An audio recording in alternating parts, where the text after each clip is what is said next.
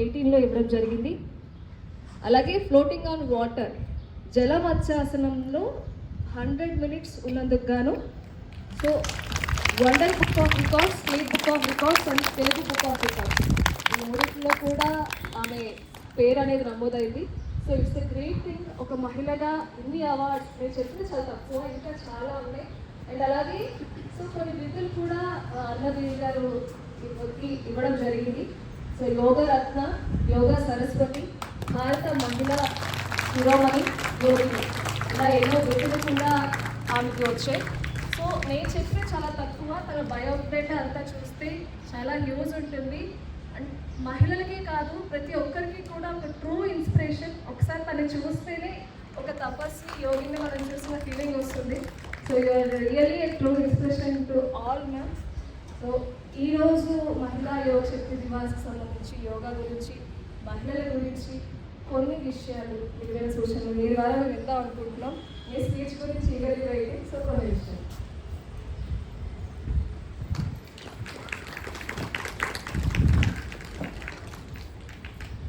అందరికీ శుభోదయం.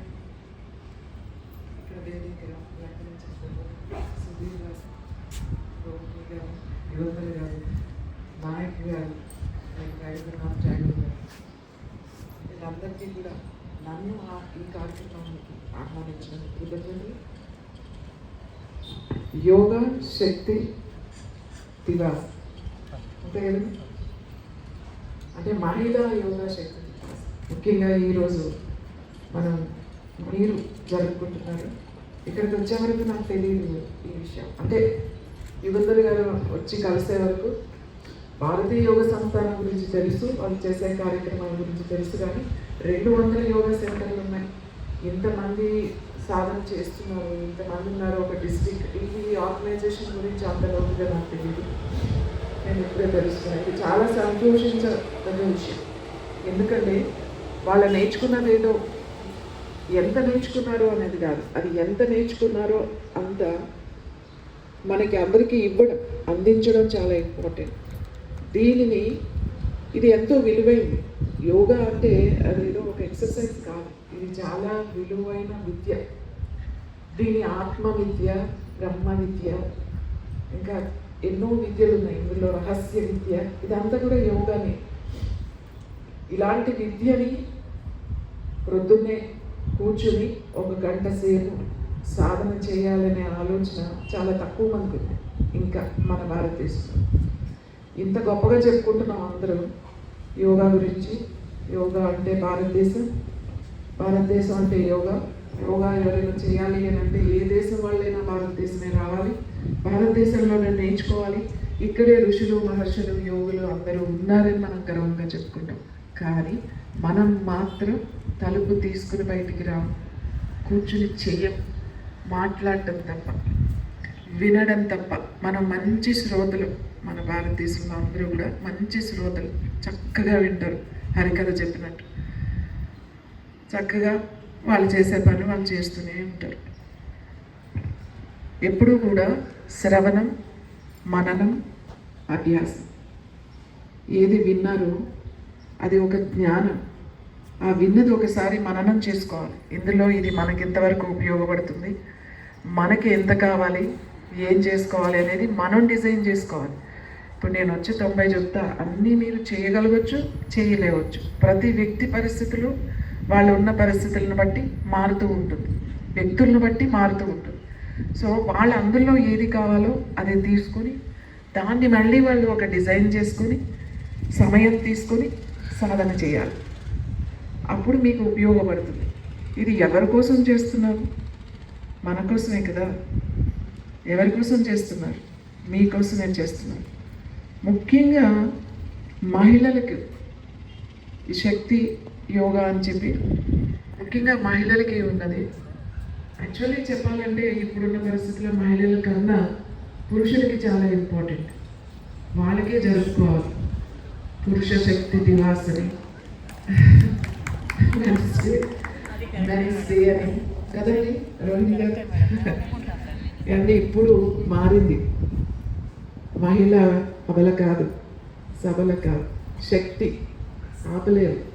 ఇన్ని రోజులు ఆపారు, అణిచారు, కూర్చోబెట్టారు, ఇప్పుడు తిరగబడ్డారు. మాది రాజ్యం, మా ఇష్టం, అంతే కదండి, అవునా కదా?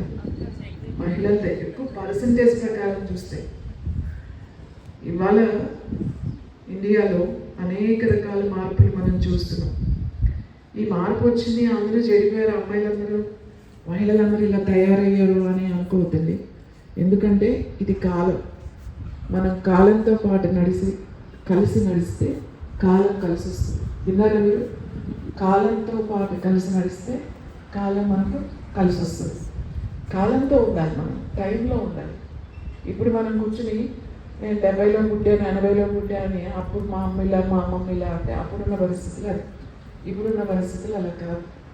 ఇప్పుడు మహిళలు పురుషులతో సమానంగా పనిచేస్తున్నారు.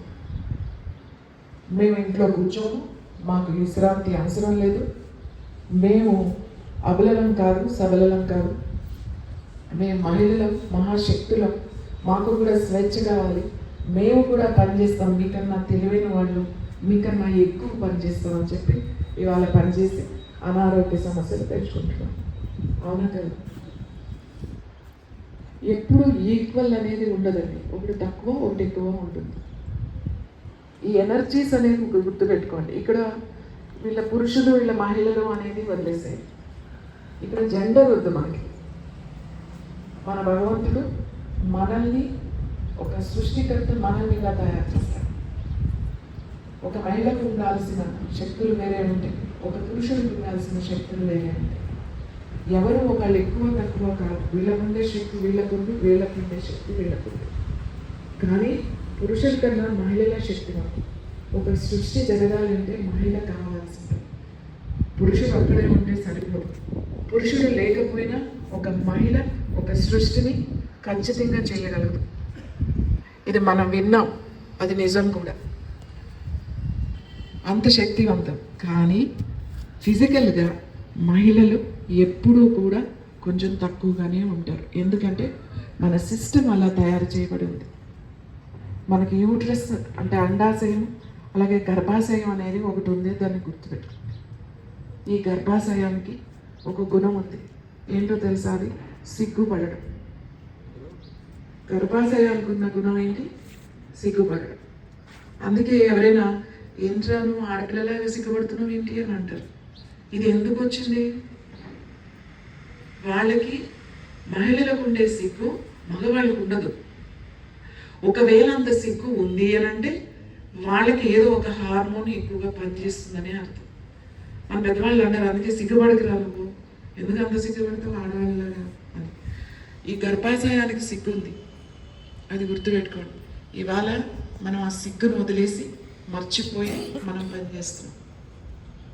ఇవాళ మహిళలు ఎదుర్కొంటున్న సమస్యలన్నీ ఏంటి అని అంటే అధిక ఒత్తిడి, ఎక్కువ మీద వేసుకుని మేమే గొప్పవాళ్ళు, మేము కూడా చేసేస్తాం, మేము కూడా వెళ్తాం, మేము కూడా రాత్రి పని చేస్తాం, మేము కూడా పగల పని చేస్తాం, మీరేంటి చేసేది, మేము కూడా సిగరెట్లు కాలుస్తాం, మేము కూడా మందు తాగుతాం, నువ్వేంటి నేనేంటి అని చేస్తున్నాం ఇప్పుడు. ఎందుకంటే మన గురించి మనకి అవగాహన లేదు. ముఖ్యంగా మహిళలకు అసలు లేదు. మహిళలకు ఎనర్జీ ఉంది.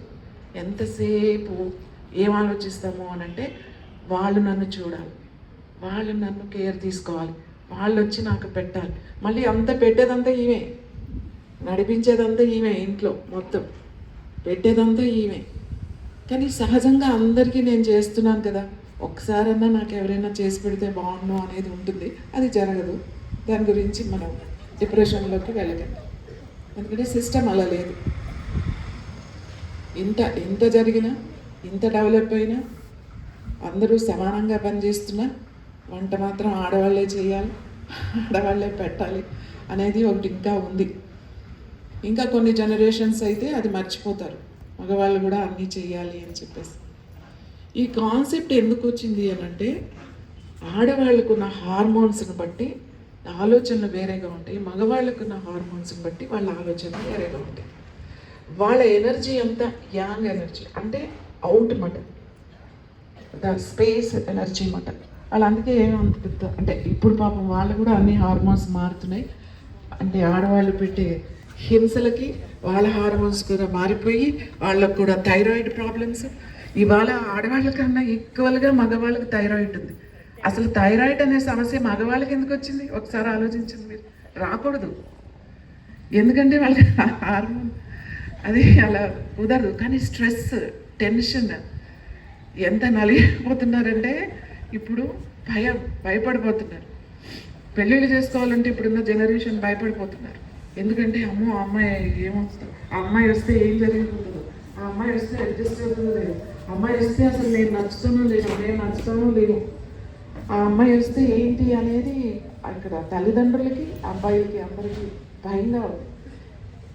ఇవన్నీ మార్పులు వచ్చినా ఇంత జరిగినా కూడా మీ లోపల హార్మోన్స్ ఉంటాయే అవి మాత్రం ఉన్నాయని గుర్తుపెట్టుకోండి. ఇవాళ ఆర్థికంగా మనం అందరూ చాలా స్ట్రాంగ్గా ఉన్నాం. విమెన్ స్ట్రాంగ్ అంటే చాలామంది చదువుకున్న పిల్లలు ఇప్పుడు జనరేషన్ అది ఒక్కటే వచ్చింది. మీ హార్మోన్స్ ఏం చేంజ్ అవ్వలేదు. మీకు డబ్బులు సంపాదించారు కదా అని చెప్పి మన హార్మోన్స్ ఏమైనా చేంజ్ అవుతాయా? చేంజ్ అవ్వలేదు కదా. మీకు ఏమన్నా ఈస్ట్రోజన్ ఏమైనా వచ్చిందా? రాలేదు కదా. తగ్గిపోతుంది. 30 ఇయర్స్కి ఈస్ట్రోజన్ తగ్గిపోతుంది. ఎర్లీ మెనోపాజ్ వచ్చేస్తుంది. ఎంత ఘోరం అంటే 40 ఇయర్స్కి ఇంకా ఫెర్టిలిటీ ఉండాల్సిన గర్భాశయానికి అండాశయానికి ఇవాళ 30 సంవత్సరాలకే పిల్లలు లేక పిల్లల కోసము ఫెర్టిలిటీ సెంటర్స్ చుట్టూ తిరుగుతున్నారు.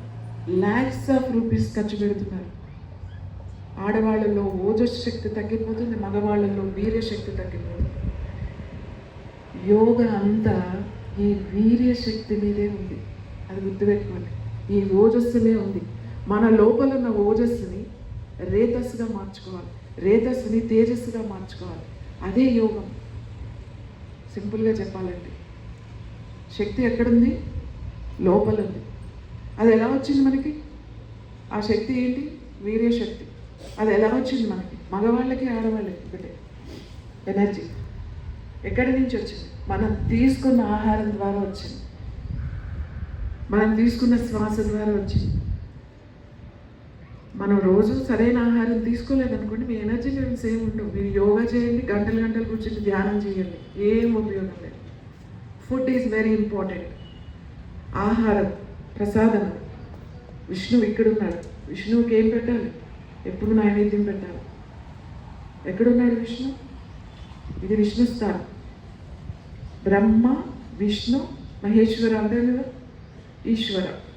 మహేశ్వర, ఈశ్వర. విష్ణు ఇక్కడే ఉన్నాడు. విష్ణువుకి ఏం కావాలి? టైంకి ప్రసాదం కావాలి.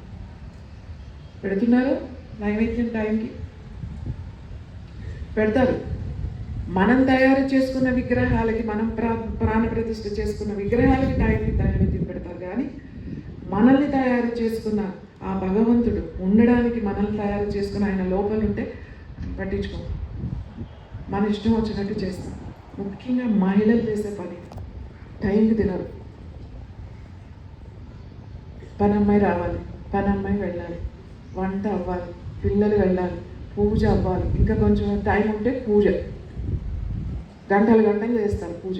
ఎందుకు చేస్తారో తెలియదు, ఏం చేస్తారో తెలియదు. ఉన్న బాడీని వదిలేసి పూజ అంటే బాడీని చూసుకోండి ఫస్ట్. ఆత్మ పరమాత్మ మన లోపలే ఉన్నాడు కదా. ఏం పూజ చేస్తున్నారు? ఫోటోలకి చదువుతూనే ఉంటారు. ఏం చదువుతున్నారో తెలియదు, ఆ మంత్రాలు ఏంటో తెలియదు. చేసుకోవద్దని చెప్పట్లేదు, మీరు చేసేది మీకు ఏం చేస్తున్నారో మీకు తెలియాలి. గబగబా మడి కట్టుకుని స్నానం చేసేసి దేవుడి గదిలోకి వెళ్ళి అమ్మ ప్రసాదం పెట్టాలి, ఏదో ఒకటి ప్రసాదం గబగబా చేసి పెట్టేస్తాం. ఇంత పవిత్రంగా చేస్తాం భగవంతుడికి. బట్ ఈ శరీరానికి, ఈ దేహానికి మాత్రం పవిత్రత లేదు. ఏదంటే అది, ఏ చెత్త దొరికితే అది, ఏ టైం అంటే ఆ టైం వేసేయడమే లోపలికి. వేస్ట్ అవ్వకూడదు. వేస్ట్ చేయమండి. మేము ఫుడ్ని ఎంతున్నా మేము అంతా తినేస్తాం. అదే మనకు ఒక సమస్య, ముఖ్యంగా ఆడవాళ్ళకి సమస్య. వేస్ట్ చేయకండి, కానీ మీ పొట్టలో వేయకండి. అది డస్ట్బిన్ కాదు. ఆడవాళ్ళకి అందరికీ చెప్తుంది, ఇవాళ ఇన్ని అనారోగ్య సమస్యలు ఉండడానికి కారణం మన ఆహారపు అలవాట్లు. ఇంతకు ముందు ఇంత యోగాలు ఎవరు చేశారండి? 70లో ఎవరైనా చేశారా? 80s వరకు పెద్దగా ఏమీ లేదు. నార్త్లో ఉండేది, మనకు అసలు సౌత్లో చాలా తక్కువ, ఎక్కడో సిటీస్లో ఉండేది. కానీ మనం అందరం కూడా పొద్దున్నుంచి లేచిన వరకు మన బాడీ యాక్టివిటీస్ అలా ఉంటాయి, అన్నీ మనం చేసుకునేవాళ్ళు. పిల్లలు స్కూల్కి నడిచి వెళ్ళేవాళ్ళు, ప్రతి సైకిల్ మీద వెళ్ళేవాళ్ళు. నడక ఎక్కువ ఉండేది, 3 పూట్ల తిన్నా చక్కగా అరిగిపోయేది. రాత్రి అవగానే పడుకునేవాళ్ళం. మనకి రాత్రి కార్యక్రమాలు ఉండేవి కాదు, టీవీలు లేవు. ఇప్పుడు ఇంకా ఘోరంగా యూట్యూబ్, మొబైల్స్. నిద్రపోవట్లేదు. నిద్రపోంది పెద్దవాళ్ళు కాదు, చిన్నవాళ్ళు నిద్రపోవట్లేదు. 15-16 ఇయర్స్ నుంచి ఇవాళ 30 ఇయర్స్ ఉన్న వాళ్ళు నిద్రపోవట్లేదండి. ఇది చాలా ప్రమాదకరమైన విషయం. నిద్ర తగ్గిపోయింది. నిద్రపోతేనే మీ సెల్ రిపేర్ చేసుకుంటుంది. నిద్రలోనే మీ శక్తి ఏదైతే ఉందో ఆ ఎనర్జీ రేజ్ అవుతూ ఉంటుంది, తయారు చేసుకుంటుంది బాడీ. అది ఎప్పుడు జరుగుతుంది? చీకటి పడగానే జరుగుతుంది, రాత్రి పడగానే. నిద్రపోవాలి. నిద్రపోవడానికి ఏం చేయాలి? యోగా చేయాలి. అంతే. యోగా చేస్తే నిద్ర అదే వస్తుంది. యోగాలో చాలా ఉంటాయి. నిద్ర, సరైన టైంకి ఆహారం. మనం ఎందుకు తింటున్నాం అంటే ఎక్కువ తింటున్నాం. ప్రాబ్లం అది.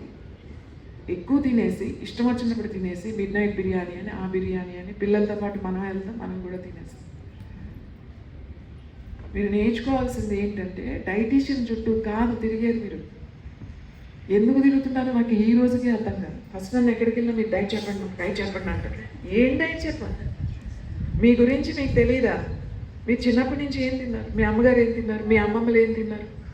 వాళ్ళ ముందు ఏం తిన్నారు? మీరు ఎక్కడ పెరిగారు? ఎక్కడ ఉన్నారు? ఇప్పుడు ఎందుకు కొత్తగా డైట్లు చేస్తున్నారు? కొర్రలు, ఎర్రలు, ఏంటేంటో తింటారు. అన్నీ తింటాం కదండి. రోజు ఆకుకూరలు తింటాం, కూరగాయలన్నీ తింటాం, అన్నీ తింటాం కదా. ఇప్పుడు ఏంటో ఒక ప్లేట్, నా మీల్ ప్లేట్లో ఏముంటుంది అని అంటే, ఇంత 1 స్పూన్ చియా సీడ్స్, 2 వాల్నట్స్, ఇంకోటి ఏంటి అట్టిపండులో ఇంత ముక్క, అందులో మళ్ళీ 2 ముక్కలు, లేకపోతే ఇన్ని జాంకాయ ముక్కలు, 4 ముక్కలే, మళ్ళీ ఎక్కువ వెళ్ళదు. మళ్ళీ గుమ్మడి గింజలు. అది భోజనమా? దానికోసం 20,000 15,000 కడుతున్నారు ఆ డైటీషియన్ దగ్గరికి వెళ్ళి. అదేదో మీరే తింటామా అనేస్తే మీకు డబ్బులన్నా మిగులుతాయి కదండి. డైటీషియన్ దగ్గరికి వెళ్ళినప్పుడు ఏం తినొద్దు అని చెప్పారు. ఆ మాట చెప్పించుకోవడానికి మనం ఎందుకు డబ్బులు కడుతున్నాం చెప్పండి? లేడీసే ఎక్కువ చెప్తున్నాను ఈ విషయం. ఎందుకంటే వాళ్ళ డైటీషియన్ చుట్టూ తిరిగేది ఆడవాళ్ళు ఎక్కువైపోయారు. ప్రతి ఒక్కళ్ళు స్లిమ్గా ఉంటారు, ప్రతి ఒక్కళ్ళు యంగ్గా ఉంటారు. ఎలా ఉంటామండి? 60 ఏళ్ళు వచ్చిన తర్వాత 20 ఏళ్ళలాగా ఉండాలి అని ఏంటవి? ఎలా ఉంటాం? You accept your age. Screen మీద కనపడే వాళ్ళందరూ సర్జరీలు చేయించుకుంటున్నారు, మేకప్ వేసుకుంటున్నారు. ఇప్పుడు గ్లామర్ ఫీల్డ్ అనేది లేదండి. అందరూ గ్లామర్లోకి వచ్చేసారు. ప్రతి ఒక్కళ్ళు కూడా యంగ్గా ఉండడం ఇంపార్టెంట్. యంగ్గా ఉండాల్సింది మీ మనస్సు, మీ శరీరం కాదు. శరీరం ప్రాసెస్ని ఎవరు ఆపలేరు. మీ మనసునేమో 30లో 60లాగా 80లాగా తయారు చేసుకుంటూ, శరీరాన్నేమో 60లో కూడా 20లాగా ఉండాలని ప్రయత్నం చేస్తారండి. ఇది తప్పు కదా. అంటే మీరు ప్రకృతికి విరుద్ధంగా వెళ్తున్నారు కదా. ఇవన్నీ కూడా మానుకోవాలి. మన ఆలోచన విధానం మారాలి. యూ యాక్సెప్ట్ చేయాలి. మనం ఎంత కొట్టుకుని వెళ్ళిపోతున్నాం అంటే మనకు తెలియకుండానే పదే ఒకటే చూసి నేనేమో సరిగ్గా లేనేమో, నేనేమో సరిగ్గా ఆలోచించట్లేదేమో, అమ్మో నేనేంటి ఇంతలా ఉన్నాను, 60 వచ్చినా సరే ఇంత బయట వచ్చేసానండి, నేను కూడా ఏదైనా చేయాలేమో అని ఒక టెన్షన్, ఒక స్ట్రెస్. నేను కూడా వెళ్ళాలి, ఆవిడ ఏదో చేసేస్తుంది, నేను కూడా ఏదో చేసా. ఇంట్లో లేదు, ఇంట్లో అన్నీ వదిలేసి అక్కడికి వెళ్ళిపోవాలి. అక్కడ ఏదో చేసేస్తుంటే మళ్ళీ ఇంటికి వచ్చి ఆ చాట తెచ్చుకుంటారు. 60 రోజులు ఇది బాగాలేదని చెప్పి పక్కన పెట్టేస్తారు. సో ఈట్ ప్రాపర్లీ అండి. మీరు మంచి ఆహారం, మీరు ఏది తింటున్నారో అదే తినండి. అన్నం తింటే షుగర్ వస్తుంది అన్నది చాలా తప్పు. మీరు చిన్నప్పటి నుంచి అన్నం తిని ఆల్ ఆఫ్ సడన్ అన్నం ఎందుకు మానేస్తున్నారు? అన్నమే. నేను మళ్ళీ చెప్తున్నా. నేను ఒకసారి ఒక టీవీలో మాట్లాడితే అన్నం పరబ్రహ్మ స్వరూపం అంటే ఏది తిన్నా అన్నమే అన్నాను. కాదు. అన్నానికి ఒక చరిత్ర ఉంది. కొన్ని వేల సంవత్సరాల క్రితమే పరాశర మహర్షి పరాశర తంత్ర అని చెప్పి, కృషి తంత్ర అని చెప్పేసి ఆయన ఒక పుస్తకం రాశాడు. ఇప్పటికీ బెనారస్ హిందూ యూనివర్సిటీలో అది అందుబాటులో ఉంది ఆ గ్రంథం. ఎంత ఇంపార్టెంట్ కెమికల్స్ వాడుతున్నాం,